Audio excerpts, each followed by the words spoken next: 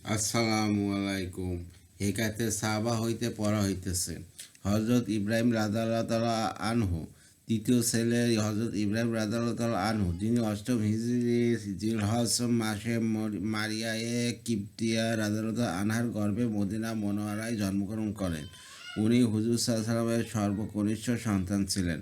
সপ্তম দিনে হুজুর সাল্লাল্লাহু আলাইহি ওয়াসাল্লাম তার আকিকার জন্য 2টা ছাগল জবাই করেন এবং মাথার চুলের ওজন বরাবর রূপা সৎকা করিয়া চুলগুলিকে মাটিতে দাফন করিয়া দেন। হজরত আবু হিন্দ বাইজি রাদিয়াল্লাহু তাআলা আনহু মাথার চুল কাটেন। হুজুর সাল্লাল্লাহু আলাইহি ওয়াসাল্লাম বলেন, আমি আবার বাবা ইব্রাহিমের নামে তার নাম ইব্রাহিম রাখিলাম। মাত্র 16 মাস বা 18 মাস বয়সে দশম হিজরি 10ই মুহররম তিনি জান্নাতবাসী হন। হুজুর সাল্লাল্লাহু আলাইহি সাল্লাম বলেন, ইব্রাহিমের জন্য বেহেশতে ধাতুর ব্যবস্থা হইয়া গিয়াছে। হজরত জয়নাব রাদিয়াল্লাহু আনহার, হুজুর আকরাম সাল্লাল্লাহু আলাইহি ওয়াসাল্লাম কন্যাদের মধ্যে হজরত জয়নাব রাদিয়াল্লাহু আনহা ছিলেন সর্বচেয়ে বয়োজ্যেষ্ঠ। হুজুর সাল্লাল্লাহু আলাইহি ওয়াসাল্লাম বিবাহের 5 বছর পর যখন তার বয়স 30, তখন তিনি জন্মগ্রহণ করেন। মহান মাতা পিতার কোলেই প্রতিপালিত হন। আপন খালাতো ভাই আবুল আস বিন রাবির সহিত তার বিবাহ হয়। বদর যুদ্ধের পর হিজরত করিয়া মদিনায় আসিবার কালে কাফেরদের আক্রমণে আহত হন এবং অষ্টম হিজরি মৃত্যুকাল পর্যন্ত সেই ক্ষত স্থানে কষ্টক্লেশ উঠাইতে থাকেন। 6 কিংবা 7 হিজরিতে তার স্বামী ইসলাম গ্রহণ পূর্বক মদিনায় চলিয়া আসেন। জয়নাব রাদিয়াল্লাহু আনহা তারই স্ত্রী রূপে থাকিয়া যান। তাদের 2 ছেলে ছিল। একজনের নাম আলী রাদিয়াল্লাহু আনহু, যিনি জয়নাব রাদিয়াল্লাহু আনহার ইন্তেকালের পর যৌবনে প্রাক্কালে হুজুর পাক সাল্লাল্লাহু আলাইহি ওয়াসাল্লামের জীবদ্দশায় মারা যান। এই আলী রাদিয়াল্লাহু আনহু মক্কা বিজয়ের দিন হুজুর আকরাম সাল্লাল্লাহু আলাইহি ওয়াসাল্লাম উটের উপর সওয়ার ছিলেন। তার মেয়ের নাম ছিল উমামা, যার বিষয়ে হাদিসের কিতাবসমূহে অনেক কিচ্ছা কাহিনী বর্ণিত আছে। হুজুর সাল্লাল্লাহু আলাইহি ওয়াসাল্লাম যখন নামাজের সেজদায় যাইতেন, তিনি কোমরের উপর সওয়ার হইয়া যাইতেন। তিনি হুজুর সাল্লাল্লাহু আলাইহি ওয়াসাল্লামের পরেই জীবিত ছিলেন। হজরত ফাতেমা রাদিয়াল্লাহু আনহার ইন্তেকালের পর হজরত ফাতেমা রাদিয়াল্লাহু আনহার ওসিয়াত মোতাবেক হজরত আলী রাদিয়াল্লাহু আনহুর সহিত তার বিবাহ হয়। আলী রাদিয়াল্লাহু আনহুর ইন্তেকালের পর মুগিরা বিন নফর রাদিয়াল্লাহু সহিত তার বিবাহ হয়। তার ওরসে ইয়াইয়া নামক একটি ছেলে ছিল বলিয়া জানা যায়। হজরত জয়নাব রাদিয়াল্লাহু আনহার 50 হিজরিতে ইন্তেকাল করেন। হজরত রোকেয়া রাদিয়াল্লাহু আনহু, হুজুর সাল্লাল্লাহু আলাইহি ওয়াসাল্লামের দ্বিতীয় কন্যা হজরত রোকেয়া রাদিয়াল্লাহু আনহার। হুজুর সাল্লাল্লাহু আলাইহি ওয়াসাল্লাম 33 বছর বয়সে জয়নাবের 3 বছর পর তিনি পয়দা হন। হুজুর সাল্লাল্লাহু আলাইহি ওয়াসাল্লাম চাচা আবু লাহাবের পুত্র ওতবার সহিত তার বিবাহ হইয়াছিল। ওতবার ভাই ওতাইবার সহিত হুজুর সাল্লাল্লাহু আলাইহি ওয়াসাল্লামের অপর কন্যা উম্মে কুলসুমের বিবাহ হইয়াছিল। তাব্বাত ইয়াদা পুরা নাজিল হওয়ার পর আবু লাহাব ছেলেদিগকে বলিল, তোমরা আপন স্ত্রীকে তালাক না দিলে তোমাদের সহিত আমার সাক্ষাৎ হারাম। তারা কম বয়স্কা ছিলেন বিদায় তা এখন পর্যন্ত রুখসতিও হইয়াছিল না। পিতার কথা মতো ছেলেরা উভয়কে তালাক দিল। মক্কা বিজয়ের দিন উতবা মুসলমান হইয়া যান, কিন্তু রোকেয়া ছিলেন তখন হজরত ওসমান রাদিয়াল্লাহু আনহার স্ত্রী। হজরত ওসমান রাদিয়াল্লাহু আনহু এবং রোকেয়া রাদিয়াল্লাহু আনহা 2বার হাবশায় হিজরত করেন। হুজুর সাল্লাল্লাহু আলাইহি ওয়াসাল্লামের মদিনা শরীফ হিজরত করার পূর্বে তারা মদিনায় হিজরত করিয়া যান। হিজরতের পর হুজুর সাল্লাল্লাহু আলাইহি ওয়াসাল্লাম যখন বদরের যুদ্ধে যান, তখন রোকেয়া রাদিয়াল্লাহু আনহার অসুস্থ ছিলেন। বশত হজরত ওসমান রাদিয়াল্লাহু আনহুকে তার সেবা শুরু করিবার জন্য মদিনায় রাখিয়া যান। যুদ্ধের পর হুজুর সাল্লাল্লাহু আলাইহি ওয়াসাল্লাম যখন মদিনায় ফিরিতেছিলেন, তখন রোকেয়া রাদিয়াল্লাহু আনহাকে দাফন করিয়া লোকজন শহরে ফিরিতেছিলেন। কাজে হুজুর সাল্লাল্লাহু আলাইহি ওয়াসাল্লামের দাফন কাজে শরীক হইতে পারেন নাই। রোকেয়া রাদিয়াল্লাহু আনহার বেটা আব্দুল্লাহ 4th হিজরিতে 6 বছর বয়সে মারা যান। হজরত উম্মে কুলসুম রাদিয়াল্লাহু আনহার, হুজুর সাল্লাল্লাহু আলাইহি ওয়াসাল্লামের তৃতীয় কন্যা ছিলেন হজরত উম্মে কুলসুম। তার তালাকদাতা স্বামী ওতাইবা হুজুর সাল্লাল্লাহু আলাইহি ওয়াসাল্লামের সহিত মারাত্মকভাবে কটুবাক্য ব্যবহার করে। হুজুর সাল্লাল্লাহু আলাইহি ওয়াসাল্লাম এই বলিয়া বদদোয়া করিলেন যে, ইয়া আল্লাহ, তোমার কুকুরদের মধ্য হইতে যে কোনো একটি কুকুর তার উপর সওয়ার করিয়া দাও। মজলিসে আবু লাহাব উপস্থিত ছিল। সে বলিল, মুহাম্মদের বদদোয়া হইতে তোমার রক্ষা নাই, কাজে তুমি সাবধানে চলিও। হুজুরের সহিত এত বড় শত্রুতা থাকা সত্ত্বেও সবসময় হুজুর পাক সাল্লাহ সাল্লামের বদদোয়ার ফিকির ছিল। এক সময় বাপ বেটা সিরিয়া সফরে যাইতেছিল। পথিমধ্যে কোনো এক জঙ্গলে সিংহ বাস করিত। রাত্রিবেলায় আবু লাহাব বলিল, সকলে আমাদের প্রতি লক্ষ্য রাখিবে। কাফেলার লোকেরা সমস্ত মালকে স্তূপ করিয়া টিলার মতো বানাইয়া উতাইবাকে সেখানে শোয়া দিল এবং লোকজন চতুর্দিকে শুইয়া পড়িল। রাত্রিবেলায় সিংহ আসিয়া সকলের মুখে ঘ্রাণ লইল। অবশেষে ওতাইবার ঘাড় ভাঙিয়া দ্বিখণ্ডিত করিয়া চলিয়া গেল। সে চিৎকার করিল উঠিল বটে, কিন্তু কাজ তখনই সাঙ্গ হইয়া গেল। কারুর মতে এই ঘটনা রোকেয়ার স্বামীর সহিত হইয়াছিল, আর উম্মে কুলসুমের স্বামী মুসলমান হইয়া গিয়াছিল। এই ঘটনার মধ্যে আল্লাহওয়ালাদের দুশ্মনী হইতে সাবধান থাকার ইঙ্গিত পাওয়া যায়। স্বয়ং আল্লাপাক বলেন, যারা আমার অলিকে কষ্ট দেবে তোমাদের প্রতি আমার তরফ হইতে যুদ্ধ ঘোষণা। রোকেয়ার ইন্তেকালের পর তৃতীয় হিজরি রবিউল আওয়াল মাসে উসমান রাদিয়াল্লাহু সহিত উম্মে কুলসুম রাদিয়াল্লাহু আনহার বিবাহ হয়। হুজুর সাল্লাল্লাহু আলাইহি ওয়াসাল্লাম ইরশাদ করেন, আমি উম্মে কুলসুম রাদিয়াল্লাহু আনহার বিবাহ উসমান রাদিয়াল্লাহু আনহুর সহিত আসমানি হুকুমেই দিয়াছি। তার গর্ভে কোনো সন্তান জন্ম হয় নাই। নবম হিজরি শাবান মাসে তিনি ইন্তেকাল করেন। তার ইন্তেকালের পর হুজুর পাক সাল্লাল্লাহু আলাইহি ওয়াসাল্লাম বলেন, আমার যদি 100 মেয়ে থাকিত এবং একের পর এক মারা যাইত, তবে সকলের বিবাহ আমি উসমানের নিকট দিতাম। হযরত ফাতেমা রাদিয়াল্লাহু আনহার হুজুর সাল্লাল্লাহু আলাইহি ওয়াসাল্লাম চতুর্থ কন্যা, বেহেশতের নারীদের সর্দার হযরত ফাতেমা রাদিয়াল্লাহু আনহার অধিকাংশ ঐতিহাসিকদের মতে সর্বকনিষ্ঠা ছিলেন। নবুয়াতের 1 বছর পর অথবা কারোর মতে নবুয়াতের 5 বছর পূর্বে তার জন্ম হয়। কথিত আছে তার নাম ওই সাহায্যে ফাতেমা রাদিয়াল্লাহু আনহার রাখা হয়। ফাতমুনের আবিধানিক অর্থ হইল হেফাজত, অর্থাৎ তিনি জাহান্নামের অগ্নি হইতে মাহফুজ বা মুক্ত। দ্বিতীয় হিজরির মুহররম অথবা সফর অথবা রমজান মাসে হযরত আলী রাদিয়াল্লাহু আনহুর সহিত তার বিবাহ হয়। বিবাহের 7 মাস 15 দিন পর রোগচ্যুতি হয়। এই বিবাহ আল্লাহর হুকুমেই হইয়াছিল। বলা হয় যে বিবাহ সময় তার 15 বছর 5 মাস এবং হযরত আলী রাদিয়াল্লাহু বয়স 21 বছর 5 মাস অথবা 24 বছর 1.5 মাস ছিল। হুজুর সাল্লাল্লাহু মেয়েদের মধ্যে তাকে সবচেয়ে বেশি স্নেহ করিতেন। কোনো সফরে যাইবার সময় সর্বশেষ তার নিকট হইতে বিদায় লইতেন। আর ফিরিবার পর সর্বাগ্রে তাহার সহিত সাক্ষাৎ করিতেন। হযরত আলী রাদিয়াল্লাহু আনহু আবু জেহেলের কন্যাকে বিবাহ করিতে চাইয়াছিলেন। ইহাতে হযরত ফাতেমা রাদিয়াল্লাহু আনহা অসন্তুষ্ট হইয়া হুজুর সাল্লাল্লাহু নিকট অভিযোগ করিলেন। হুজুর সাল্লাল্লাহু বললেন, ফাতেমা আমার শরীরের এক টুকরা। যে ফাতেমাকে কষ্ট দিল সে যেন আমাকে কষ্ট দিল। এই কথা শুনে আলী রাদিয়াল্লাহু আনহু ফাতেমা রাদিয়াল্লাহু আনহার জীবদ্দশায় আর কোনো বিবাহ করেন নাই। তবে তার মৃত্যুর পর তার বোন জয়নাব রাদিয়াল্লাহু আনহার মেয়ে উসামা রাদিয়াল্লাহু আনহারকে বিবাহ করেন। হুজুর সাল্লাল্লাহু আলাইহি ওয়াসাল্লামের ইন্তেকালের 6 মাস পর হযরত ফাতেমা রাদিয়াল্লাহু আনহা অসুস্থ হইয়া পড়েন এবং একদিন খাতুনকে বলিল, পানি রাখিয়া দাও, আমি গোসল করিব। গোসলের পর নতুন কাপড় পরিলেন, অতঃপর বলিলেন, ঘরের মধ্যখানে আমার বিছানা রাখিয়া দাও। বিছানায় গিয়া কেবলারোখ হইয়া ডান হাতের ওপর ডান চেহারাকে রাখিয়া বলিলেন, বেশ, আমি এখন চলিয়া যাইতেছি। এই কথা বলে ইন্তেকাল করিয়া গেলেন। হুজুর সাল্লাল্লাহু বংশাবলী হযরত ফাতেমা রাদিয়াল্লাহু আনহার হইতে চলে এবং কিয়ামত পর্যন্ত চলিতে থাকিবে। তাহার 6 সন্তান, তিনি 3 ছেলে ও 3 কন্যা ছিল। সর্বশ্রেষ্ঠ ছিলেন হযরত হাসান রাদিয়াল্লাহু আনহু। উনি বিবাহ 2 বছরের মধ্যে জন্মগ্রহণ করেন। অতঃপর হযরত মুহাসান পয়দা হন। তিনি শৈশবেই মারা যান। কন্যাদের মধ্যে রোকেয়া শিশুকালে মারা যান। দ্বিতীয় কন্যা উম্মে কুলসুম রাদিয়াল্লাহু আনহা, তার প্রথম বিবাহ হযরত ওমর রাদিয়াল্লাহু আনহুর সহিত হয়। এই বিবাহে 1 ছেলে জায়েদ ও 1 মেয়ে রোকেয়া পয়দা হয়। ওমর রাদিয়াল্লাহু আনহু এর ইন্তেকালের পর উম্মে কুলসুম রাদিয়াল্লাহু আনহার নিকাহ আউফ বিন জাফর রাদিয়াল্লাহু আনহুর সহিত হয়। এই ঘরে সন্তান ছিল না।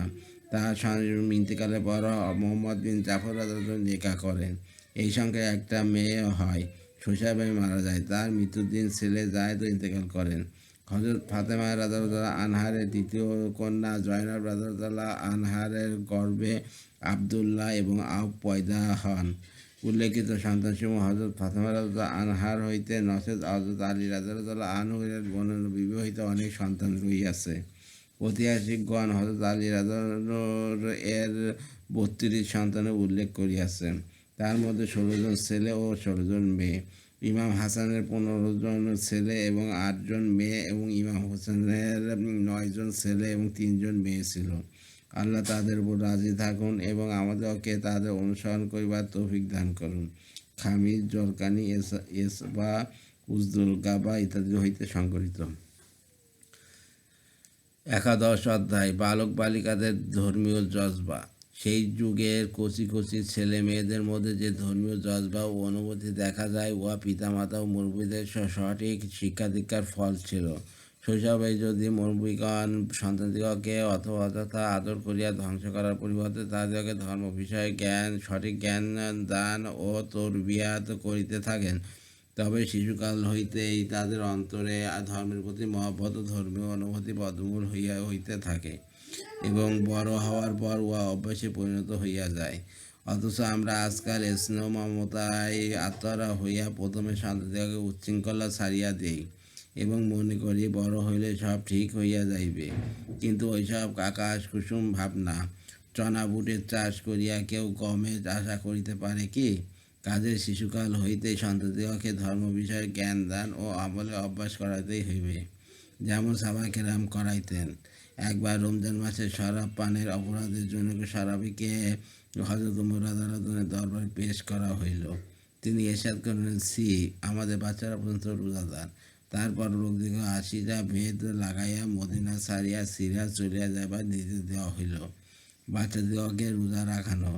রুবায়া বিনতে মুআব্বাস রাদিয়াল্লাহু আনহার বলেন, একবার নবী করিম সাল্লাল্লাহু আলাইহি ওয়াসাল্লাম ইরশাদ করিলেন, আজ আশুরার দিন, সকলেই রোজা রাখিবে। ঘোষণার পর আমরা সকলেই ওই দিন রোজা রাখিলাম।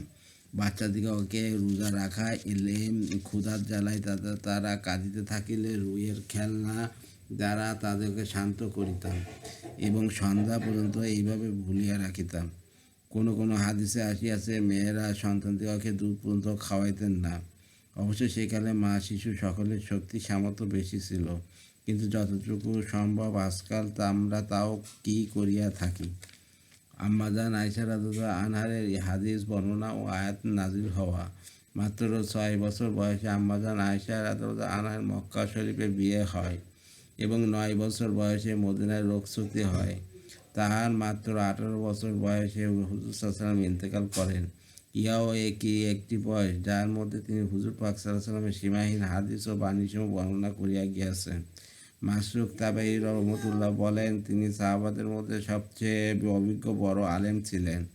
বড় বড় সাহাবারা তার নিকট হইতে মাসাইল সংগ্রহ করিতেন। আবু মুসা রাদিয়াল্লাহু আনহু বলেন, মাসাইল সম্পর্কে কোনো সমস্যা দেখা দিলে তার নিকট উহা সমাধান পাওয়া যাইত। 2200 হাদিস বা তার বর্ণনা হইতে পাওয়া যায়। আম্মাজান স্বয়ং বলেন, মক্কা শরীফে আমি খেলাধুলা করিতাম, তখন সূরা কামার নাজিল হয়, এই বলিয়া আয়াত শুনাইলেন। 8 বছর মক্কা নগরীতে ছিলেন। এই ক্ষুদ্র বয়সে আয়াত মুখস্থ করা দিনের সহিত গভীর সম্পর্কের পরিচয় পাওয়া যায়। উমাইর রাদিয়াল্লাহু আনহু জিহাদের শরীক হওয়ার প্রবল আগ্রহ। অল্প বয়স্ক ছেলে উমাইর রাদিয়াল্লাহু আনহু খাইবারের যুদ্ধে শরীক হওয়ার আগ্রহ প্রকাশ করিল। সাহাবাগণ হুজুর পাক সাল্লাল্লাহু আলাইহি ওয়াসাল্লাম দরবারে তাহার জন্য সুপারিশ করিল। হুজুর সাল্লাল্লাহু আলাইহি ওয়াসাল্লাম অনুমতি দিলেন এবং একটি তরবারি দিলেন। তিনি ছোট হইবার দরুন তরবারির নিচের অংশে জমিনে লাগিয়া যাইত। বাচ্চা এবং গোলাম হওয়ার দরুন গনিমতের পুরো ভাগ না পাইলেও হুজুর সাল্লাল্লাহু আলাইহি ওয়াসাল্লাম তাকে দান স্বরূপ কিছু দিয়া দিলেন।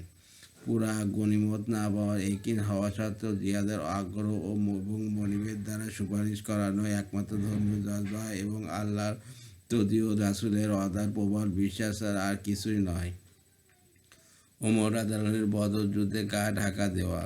হযরত সাদ বিন আবি ওয়াক্কাস রাদিয়াল্লাহু আনহু এর ছোট ভাই উমাইর রাদিয়াল্লাহু আনহু প্রাথমিক অবস্থাতে ইসলাম গ্রহণ করেন। হযরত সাদ রাদিয়াল্লাহু আনহু বলেন, যুদ্ধের প্রস্তুতির সময় ভাই উমাইরকে দেখিলাম শুধু গা ঢাকা দিয়ে ফিরিতেছে। আমি আশ্চর্য হইয়া কারণ জিজ্ঞাসা করিলে সে বলিল, আমাকে ছোট মনে করিয়া হুজুর সাল্লাল্লাহু আলাইহি ওয়াসাল্লাম হয়তো যুদ্ধে নাও নিতে পারেন, অথচ আমার মনে চায় যুদ্ধে শরিক হই এবং আল্লাহ চায় তো শাহাদাত বরণ করি। তার ভয় ঠিকই হইল। ছোট হিসাবে তাকে বাদ দিলেন, কিন্তু তিনি কাঁদিতে লাগিল। তার আগ্রহ দেখে অবশেষে হুজুর সাল্লাল্লাহু অনুমতি দিলেন। তার আখিরি আরজু পূরণ হইল। যুদ্ধে শরিক হইয়া গেলেন।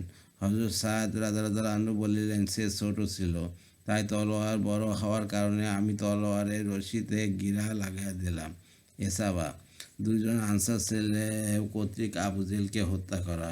বিখ্যাত সাহাবী হযরত আব্দুর রহমান বিন আউফ রাদিয়াল্লাহু আনহু বলেন, বদরের রণক্ষেত্রে আমি আমার দুই পাশে দুইটি অল্পবয়স্ক ছেলে দেখিতে পাইলাম।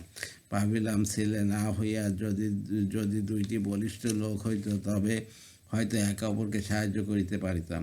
হঠাৎ একটি ছেলে বলিয়া উঠিল, চাচা, আপনি কুখ্যাত আবু জেহেলকে চেনেন? আমি বললাম, নিশ্চয়ই চিনি। তুমি তার পরিচয় কেন চাইতেছ বাবা? বাচ্চা বলিল, আমি শুনিয়াছি সে নাকি আমার প্রিয় নবীর শানে অভদ্র অসভ্য উক্তির দ্বারা গালিগালাজ করে। যে আল্লাহর হাতে আমার জান, তার পাক জাতের কসম খেয়ে বলেছে, তাকে দেখাবার মাত্র আর কিছুতেই ছাড়িব না। হয়তো নিজে মরিব, না হয় তাকে জাহান্নামে পাঠাইব। ছেলেটির প্রশ্নোত্তরে আমি আশ্চর্য হইয়া গেলাম। ইত্য বছরে দ্বিতীয় ছেলেটিও প্রথম ছেলের মতো প্রশ্নোত্তর করিল। হঠাৎ আমি আবু জেহেলকে ময়দানে দৌড়াইতে দেখিলাম। আমি উভয়কে বলিলাম, ওই যে তোমাদের শিকার যাইতেছে। ছেলে দুটি তলোয়ার হাতে বিদ্যুৎ বেগে তার উপর ঝাঁপিয়া পড়িল এবং অশ্মি চালনা করিয়া কিছুক্ষণের মধ্যে তাকে ধরাশায়ী করিয়া ফেলিল।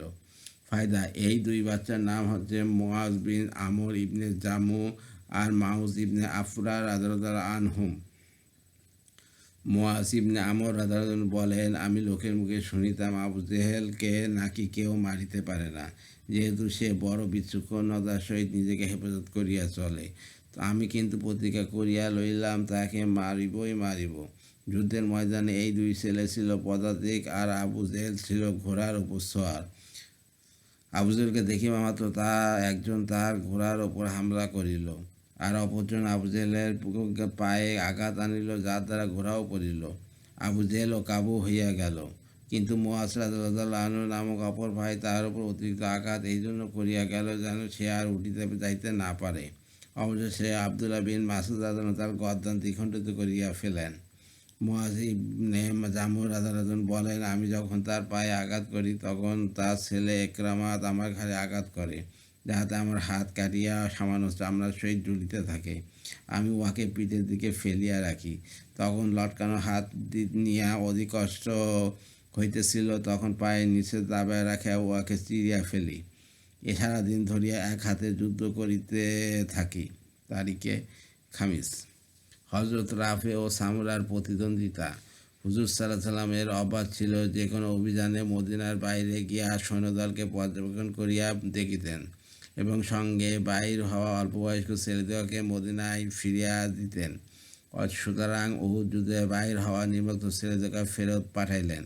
আবদুল্লাহ ইবনে উমর, জায়েদ ইবনে সাবেদ, উসমান ইবনে জায়েদ এবং জায়েদ ইবনে আরকাম, বারা ইবনে আজেব, আমর ইবনে হাজাম, উসাইদ ইবনে জুয়ায়ের, আবারা ইবনে আওস, আবু সাইদ খুদরি, সামুরা ইবনে জুন্দব, রাফে ইবনে খাদিজ রাদিয়াল্লাহু আনহুম। ইয়াদের বয়স মাত্র 13-14 বছর। বশত হুজুর সাল্লাল্লাহু সবাইকে ফেরত যাইবার নির্দেশ দিলেন। উহা শুনিয়া হযরত খাদিজ রাদিয়াল্লাহু হুজুর সাল্লাল্লাহু সুপারিশ করিলেন যে রাফে বড় তীক্ষ্ণ তীরন্দাজ। ওইদিকে স্বয়ং রাফেও আঙ্গুলের উপর ভর করিয়া দাঁড়াইতেছিল, যেন বড়দের সঙ্গে তার কেউ বড় দেখায়। হুজুর সাল্লাল্লাহু তাকে অনুমতি দিলেন। উহাতে সামুরা বিন জুন্দুব রাদিয়াল্লাহু আনহু আপন সতল পিতা মুরারা বিন সানারকে বলিলেন। হুজুর সাল্লাল্লাহু রাফেকে অনুমতি দিলেন, অথচ আমি রাফে হইতে অধিক শক্তিশালী। তার সহিত কুস্তি প্রতিযোগিতা হলে আমি অনায়াসে তাকে হারাই দিতে পারিব। শুনিয়া হুজুর সাল্লাল্লাহু উভয়কে মোকাবেলা করিতে আদেশ দিলেন। বাস্তবিকই সামুরা রাফেকে পরাজিত করিল। ইহাতে হুজুর সাল্লাল্লাহু তাকে অনুমতি দিলেন, অথবা আরও কয়েকজন ছেলে চেষ্টা করিয়া অনুমতি লাভ করিল।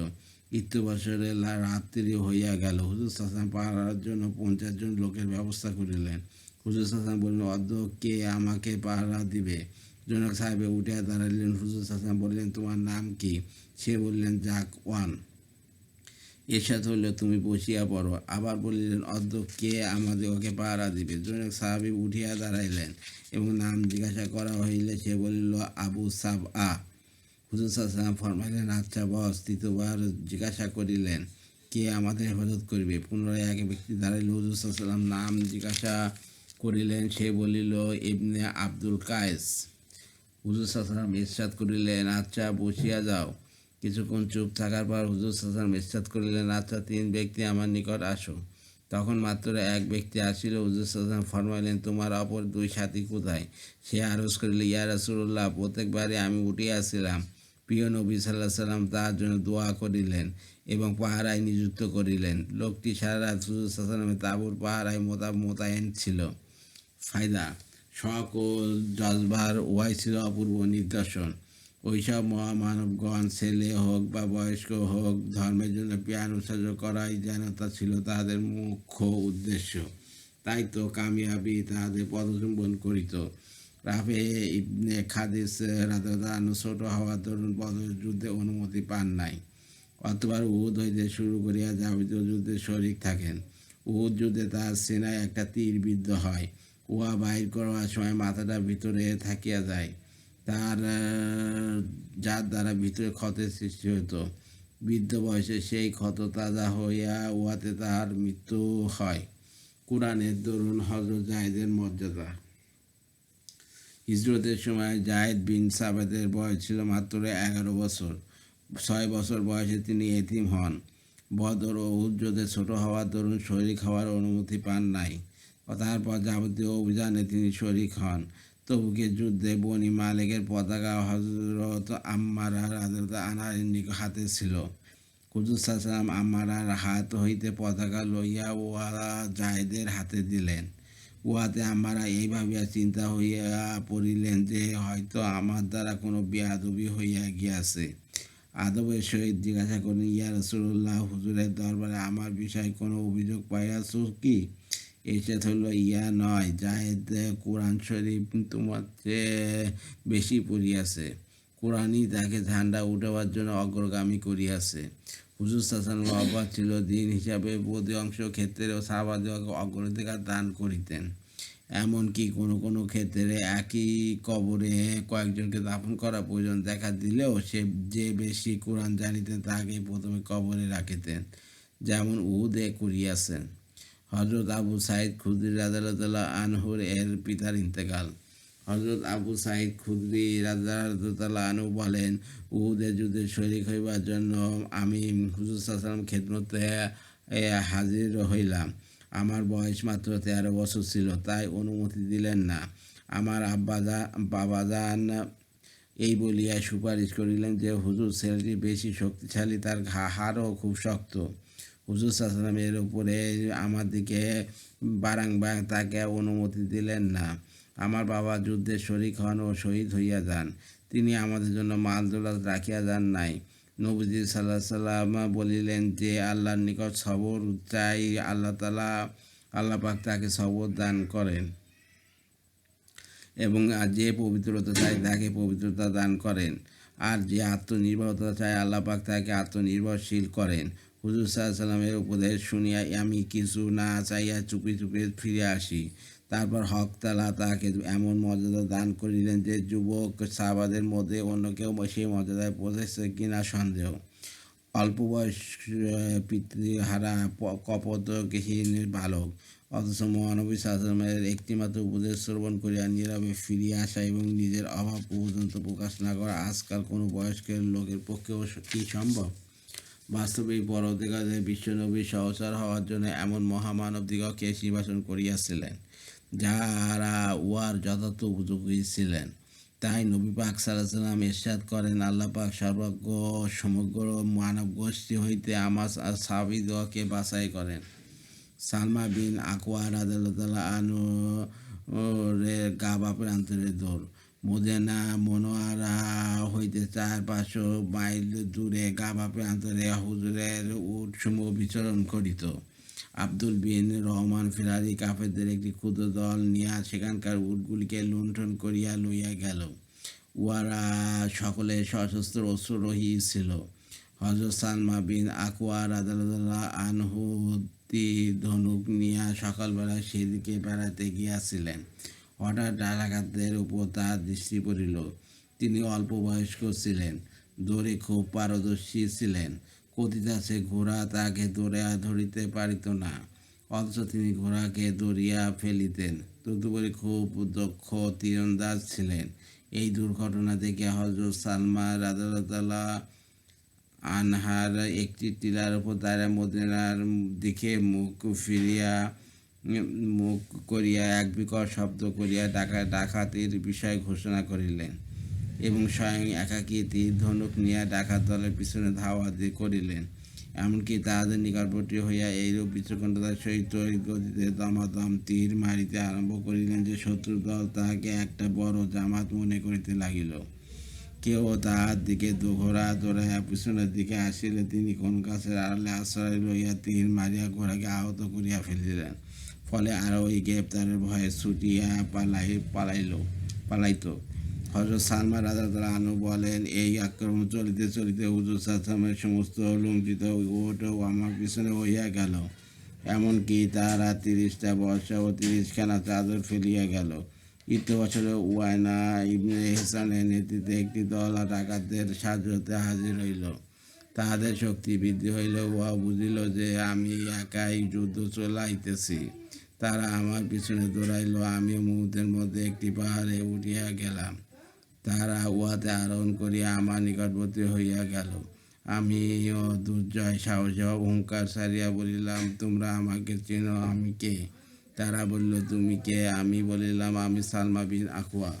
ওই আল্লাহর কসম যিনি মুহাম্মদ সাল্লাল্লাহু ইজ্জত দান করিয়াছেন, তোমরা আমাকে শত চেষ্টা করিলেও পাকড়াও করিতে পারিবে না, এবং আমি তোমাদের মধ্যে যাহাকে ইচ্ছা পাকড়াও করিতে পারিব। কিছুতেই সে আমার হাত হইতে রক্ষা পাইবে না। কথিত আছে আরবিতে যে ঘোড়াও তাহার সহিত ধরে হার মানিয়া যাইত। তাই এত বড় দাবি করা তাহার জন্য কোনো আশ্চর্যজনক ছিল না। হযরত সালমা রাদিয়াল্লাহু আনহু বলেন, আমার কথা কাটাকাটির উদ্দেশ্য ছিল যেন ইতিমধ্যে মদিনা হইতে আমার জন্য কোনো সাহায্য আসিয়া পড়ে। আমি মাঝে মাঝে গাছের আড়াল দিয়ে মদিনার দিকে চাইতেছিলাম। হঠাৎ একদল আশ্রয়ী লোক আমার দৃষ্টিগোচর হইল। সম্মুখে আকরাম আসাদি রাদিয়াল্লাহু আনহু ছিলেন। তিনি আসিয়াই ডাকাত সর্দার আব্দুর রহমানের ওপর আক্রমণ করিয়া বসিলেন। আব্দুর রহমানের ঘোড়া আহত হইল। সে পাল্টা আক্রমণ চালাইয়া আকরামকে শহীদ করিয়া ফেলিল। আব্দুর রহমান আকরামের ঘোড়ায় সোয়ার হইয়া গেল। মুহূর্তের মধ্যে হযরত আবু কাতাদা রাদিয়াল্লাহু আনহু আব্দুর রহমানের উপর হামলা করিলেন। আব্দুর রহমান আবু কাতাদার ঘোড়ার উপর হামলা চালাইয়া তার পা কাটিয়া দিল, যার দরুন তিনি পড়িয়া গেলেন এবং উঠিয়া আব্দুর রহমানের উপর হামলা চালাইয়া তাকে জাহান্নামে পাঠাইলেন। ও স্বয়ং আবার তিনি হযরত আকরাম আসাদির ঘোড়ার উপর সোয়ার হইয়া গেলেন। বলা হয় যে সেই যুদ্ধে মুসলমানদের মধ্যে শুধু আকরাম আসাদি রাদিয়াল্লাহু আনহু শহীদ হন, আর কাফিরদের পক্ষে অনেক লোক মারা যায়। শত্রুদের পালাইয়া যাওয়ার জন্য হযরত সালমা রাদিয়াল্লাহু আনহু হুজুরের নিকট দরখাস্ত করিলেন যে, হুজুর, আমার সহিত 100 লোক দিয়া দিন। হুজুর সাল্লাল্লাহু বলেন, তারা এখন নিজেদের দলে গিয়া পৌঁছাইয়াছে। ঐতিহাসিকগণ বলেন, হযরত সালমার তখন বয়স মাত্র 12-13 বছর ছিল। এই ক্ষুদ্র বয়সে এত বড় অশ্বারোহী দলকে ব্যতিব্যস্ত করিয়া তোলা এবং ভীত সমস্ত হইয়া মাল সামানা ফেলিয়া পলায়ন করা প্রকৃতপক্ষে বাদশাহর এখলাসের বদৌলতে সম্ভব হইয়াছিল। বদরের যুদ্ধ ও হযরত বরা রাদিয়াল্লাহু আনহু। ইসলামের ইতিহাসে বদরের যুদ্ধ এই সবচেয়ে গুরুত্বপূর্ণ যুদ্ধ ছিল, কেননা শুধুমাত্র 313-15 জন মুসলিম মুজাহিদের মোকাবেলা হয় 1000 সশস্ত্র বাহিনীর সহিত। মুসলমানের মধ্যে ছিল মাত্র 3টি ঘোড়া, 6টি এবং 9টি লোহার পোশাক, 8খানি তরবারি ও 70টি উট। এক একটির ওপর কয়েকজন লোক পালাক্রমে সোয়ার হইতেন। অপরদিকে কাফেরদের ছিল 100 ঘোড়া, 700 উট ও পর্যাপ্ত রণ সামগ্রী। তদুপরি তারা রণবাদ্য বাজায় গায়িকাদের গান বাজনার সহকারে রণক্ষেত্রে অবতরণ করে। ওইদিকে মেহেরবান নবী সাল্লাল্লাহু আলাইহি ওয়াসাল্লাম সাহাবাদের দুর্বলতা উপলব্ধি করিয়া প্রবল উৎকণ্ঠার সহিত মাওলা করিমের দরবারে এই বলিয়া ফরিয়াদ করিলেন, হে পরওয়ারদিগার, এই অসহায় মুসলিম সেনাদল নগ্ন পথ, তুমি তাদের সোয়ারির ব্যবস্থা করো। উহারা বস্ত্রহীন, তুমি তাদের পোশাকের ব্যবস্থা করো। উহারা ক্ষুধার্ত, তাদের ক্ষুধা নিবারণ করো। উহারা ফকির, তুমি তাদের ধনী করিয়া দাও। আল্লাহ পাক হুজুর সাল্লাল্লাহু আলাইহি ওয়াসাল্লামের ফরিয়াদ শুনিলেন এবং সাহাবাদের অবস্থা সম্পূর্ণ পরিবর্তন করিয়া দিলেন। এত বড় কঠিন মোকাবেলা সত্ত্বেও হযরত আব্দুল্লাহ ইবনে উমর, বরা ইবনে আজেব রাদিয়াল্লাহু আনহু প্রবল আগ্রহ সহকারে হুজুর সাল্লাল্লাহু আলাইহি ওয়াসাল্লামের নিকট অনুমতি চাইলেন। হুজুর সাল্লাল্লাহু আলাইহি ওয়াসাল্লাম তখন অনুমতি দিলেন না, বরং তার 1 বছর পর সংঘটিত উহুদ যুদ্ধে বাচ্চা হওয়ার দরুন তারা দুইজন অনুমতি পান নাই।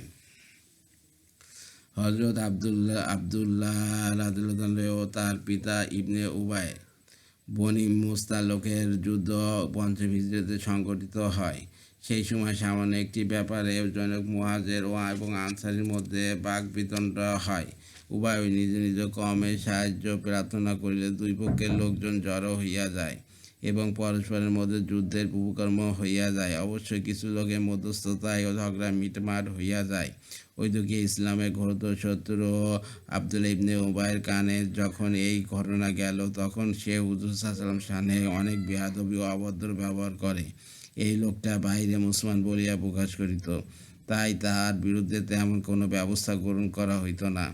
সে আনসারীদিগকে লক্ষ্য করিয়া বলিল, এইসব তোমাদের কৃতকর্মের ফল। তোমরা এইসব লোকদিগকে নিজের শহরে আশ্রয় দিয়াছ, জনক অর্ধেক ধন সম্পদ তাদের মধ্যে বন্টন করিয়া দিয়াছ। এখনও যদি তোমরা তাদেরকে সাহায্য করা ত্যাগ করো, তবে তারা এই দেশ ছাড়িয়া চলিয়া যাইবে। সে ইহাও বলিল যে, আল্লাহর কসম, মদিনায় পৌঁছে আমরা সম্মানিতগণ ওইসব ইতর ব্যক্তিগণকে মদিনা হইতে তাড়াইয়া দেব। হযরত যায়েদ বিন আকরাম রাদিয়াল্লাহু আনহু অল্পবয়স্ক বালক সেখানে উপস্থিত ছিলেন। সে উহা সহ্য করিতে না পারিয়া ক্ষুব্ধ হইয়া বলিয়া উঠিলেন, আল্লাহর কসম, তুই অভদ্র, অসভ্য, আপন গোত্রের লোকের সামনে তুই হেয় বলিয়া প্রতিপন্ন। আমার প্রিয় নবী মুহাম্মদ সাল্লাল্লাহু আলাইহি ওয়াসাল্লাম সম্মানিত, আল্লাহ পাক তাকে সম্মান দান করিয়াছেন। স্বগোত্রীয় লোকের নিকটও তিনি ইজ্জতওয়ালা। আব্দুল্লাহ বিন উবাই বলিয়া উঠিল, বেটা চুপ থাক। কথার কথা হাসি ঠাট্টা করিয়া বলিলাম, কিন্তু হযরত ওমর রাদিয়াল্লাহু নারাজ করিলেন, হুজুর অনুমতি হইলে এখনই তাহার গর্দান উড়াইয়া দিব। ওইদিকে দুষ্টুমতি আব্দুল্লাহ বিন উবাই যখন জানিতে পারিল যে ঘটনা সম্পর্কে হুজুর সাল্লাল্লাহু আলাইহি ওয়াসাল্লাম জানিয়া ফেলিয়াছেন, তখন হুজুর পাক সাল্লাল্লাহু আলাইহি ওয়াসাল্লামের খেদমতে হাজির হইয়া মিথ্যা কসম খাইয়া বলিল, হুজুর, ওইসব বাজে মিথ্যা কথা যায়েদ আপনার নিকট সাজা বলিয়াছে। আবার আনসারদের কিছু লোক আসিয়া সুপারিশ করিলেন যে, ইবনে উবাই কওমের সর্দার, সকলেই তাকে বড় লোক বলে, কাজে একটি বাচ্চার কথা তার ব্যাপারে গ্রহণযোগ্য নয়। সম্ভবত শোনা অথবা বুঝার ব্যাপারে কিছুটা ভুলও হইতে পারে। হুজুর সাল্লাল্লাহু আলাইহি ওয়াসাল্লাম ওজর কবুল করিলেন। ওইদিকে হযরত যায়েদ রাদিয়াল্লাহু আনহু যখন শুনিলেন যে সে মিথ্যা কসম খাইয়া নিজেকে সত্যবাদী প্রকাশ করিয়াছে, তখন তিনি লজ্জায় বাইরে যাওয়া বন্ধ করিয়া দিলেন। এমনকি হুজুর পাক সাল্লাল্লাহু আলাইহি ওয়াসাল্লামের দরবারে লজ্জায় আসা বন্ধ করিয়া দিলেন। অবশেষে সূরা মুনাফিক নাযিল হইল এবং হযরত যায়েদ রাদিয়াল্লাহু তাআলা আনহুর সত্যতা এবং ইবনে উবাইয়ের মিথ্যাবাদিতা প্রকাশ পাইল। শত্রুর মৃত্যু সকলের নিকট হযরত যায়েদের মর্যাদা বাড়িয়া গেল। ওই ঘটনার দিন ইবনে উবাইয়ের পুত্র হযরত আব্দুল্লাহ রাদিয়াল্লাহু আনহু, যিনি পাকাপোক্ত মুসলমান ছিলেন, উলঙ্গ তরবারি হাতে মদিনার প্রবেশ পথে দাঁড়াইয়া রইলেন এবং পিতাকে বললেন, তোমাকে আমি ওই পর্যন্ত মদিনায় প্রবেশ করিতে দেব না যে পর্যন্ত না তুমি স্বীকার করো যে তুমি অপদস্থ এবং মুহাম্মদ সাল্লাল্লাহু আলাইহি ওয়াসাল্লাম সম্মানিত। পিতা আচরিত হইয়া বলিল, এই ছেলে তো সবসময় পিতামাতার বাধ্যগত সন্তান ছিল, কিন্তু হুজুরের শানে পিতার বেয়াদবি আজ তিনি সহ্য করিতে পারিলেন না। অবশেষে পিতা বাধ্য হইয়া স্বীকার করিল যে আমি নিকৃষ্ট, অপদস্থ, আর মুহাম্মদ সাল্লাল্লাহু আলাইহি ওয়াসাল্লাম ইজ্জত আল্লাহ সম্মানিত। তারপর সে মদিনায় প্রবেশ করিতে পারিল। আল্লাহ হাফেজ। এটা পড়া হয়ে গেল, হাদিস পড়লাম, আগামীকাল থেকে আবার পড়া হবে।